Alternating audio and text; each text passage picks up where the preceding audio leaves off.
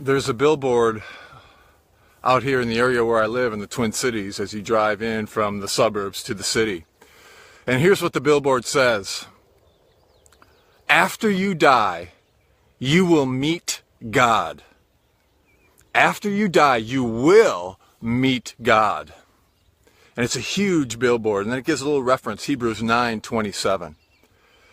And I'm so bothered by this sign because it points out to me so much that's wrong with churchianity.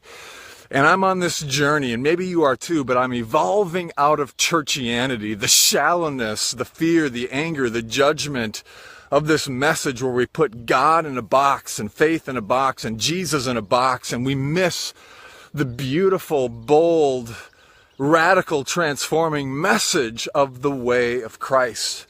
And I want to get back to the way of Jesus, to follow, to be a follower and walk in that way.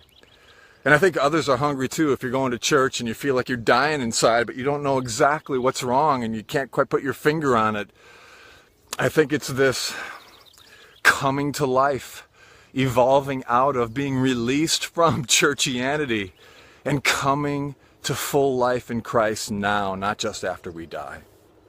And that's what I'm learning about and growing in and want to share more and more and more.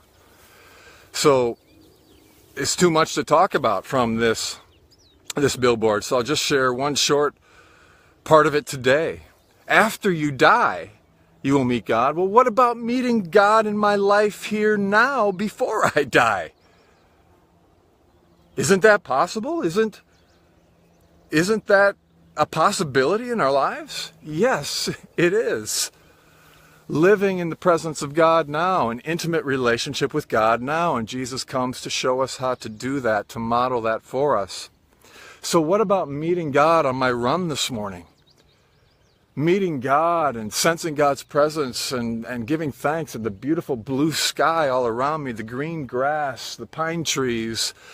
Meeting God in the First Testament, the natural testament, the creation itself. We meet God and can connect with God everywhere and all the time. And moment by moment, we can meet God. This is not just after we die. It's moment by moment.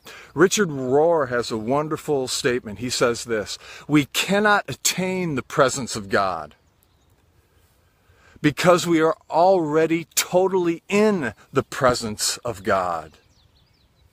What is absent is our awareness. Yes, that's what I want. That's what we're getting at, and how to live in the awareness of God's presence. And his statement is just echoing Acts 17, verse 28, living in God's presence. It's echoing Jesus' teaching in John 15, the vine and the branches. So what's one simple way maybe that we can apply this? I want to bring you back to your breath. And in fact, Jewish scholars and rabbis, when they look at the name Yahweh, it's the holiest name of God in the tradition, Yahweh. And there's no vowels in there. They only write the consonants because it's too holy to say or to write.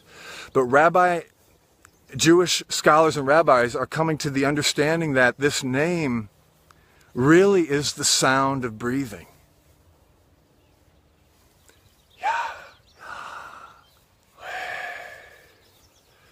And I'm struck by this interpretation. What if the most holy name of God, the holiest name of God, was simply the sound of breathing? Does that tell us something about the intimacy, the relationship that we can have with God right here and right now, not just after we die? So maybe take a moment today to focus on your breath and simply sense God's presence and give thanks for the relationship of love. After we die, we'll meet God. We can meet God moment by moment, even with the signal of our breath reminding us to go deeper with God and be aware of the presence of God. I love it. So I hope it's helpful.